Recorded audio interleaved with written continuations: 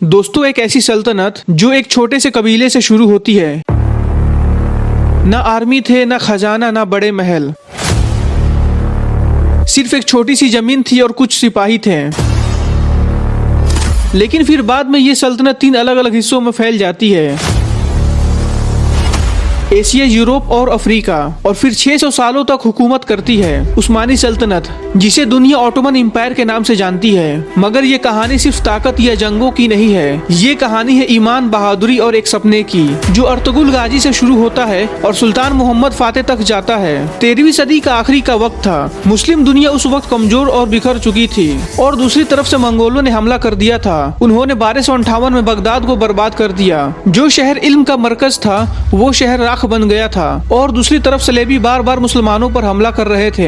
और अनाटोलिया, जो आज के वक्त में तुर्की है, उस वक्त छोटे छोटे कबीले और कमजोर सल्तनतों में तकसीम था। सेल्जुक सल्तनत भी कमजोर हो गई थी, और दोस्तों मंगोल उन पर बार बार हमला कर रहे थे। यानी उस वक्त मुस्लिम दुनिया में ना इख्तियार था और ना ही यूनिटी। और दोस्तों, ऐसी हालत में एक छोटी सी कौम उठती है, जो आगे चलकर दुनिया की सबसे बड़ी मुस्लिम सल्तनत बन गई। इस कहानी की शुरुआत होती है एक ऐसे इंसान से जिनका नाम अर्तुगरुल गाजी था, जो कि तुर्की के काई कबीले से ताल्लुक रखते थे। ये एक छोटा सा कबीला था जो जगह जगह घूमकर अपने लिए जमीन और अमन का तलाश करता था। एक दिन अर्तुगरुल ने अपनी छोटी सी फौज के साथ एक जंग में मुसलमानों की मदद की, और इस वफादारी और बहादुरी के बदले सेल्जुक सुल्तान ने उन्हें रहने के लिए जमीन दी। इसी छोटी सी जमीन पर वो बुनियाद रखी गई जहाँ से ऑटोमन एम्पायर का सफर शुरू हुआ। दोस्तों, अर्तुगरुल का अकीदा एकदम मजबूत था। उसने अपने कबीले को सिर्फ जंगों के लिए नहीं, बल्कि इंसाफ और दीन के लिए भी तैयार किया। इसीलिए लोग सिर्फ उसे लीडर नहीं, एक रहनुमा भी मानते हैं। अर्तुगरुल के वफात के बाद उनका बेटा उस्मान कबीले का सरदार बना, और दोस्तों इसी उस्मान के नाम पर सल्तनत का नाम पड़ा, उस्मान यानी ऑटोमन एम्पायर। उस्मान गाजी एक समझदार लीडर थे। उन्होंने देखा कि बाइजेंटाइन एम्पायर कमजोर हो चुका है और मुसलमान अभी बिखरे हुए हैं, तो उस्मान ने अपने कबीले को इकट्ठा किया और दोस्तों छोटे छोटे इलाके फतेह करने लगे। उस्मान को एक बात हमेशा याद रहती थी, नबी करीम सल्लल्लाहु तआला अलैहि वसल्लम की वो हदीस, कुस्तुनतुनिया जरूर फतेह होगा, जो लश्कर उसे फतेह करेगा वो बेहतरीन लश्कर होगा, और जो सरदार होगा वो बेहतरीन सरदार होगा। ये हदीस उस्मान और उनके लोगों के लिए एक ऐसी इरादा बन गई जिसे पूरा करना उनका फर्ज बन गया। और यही मिशन उस्मान के छोटे कबीले को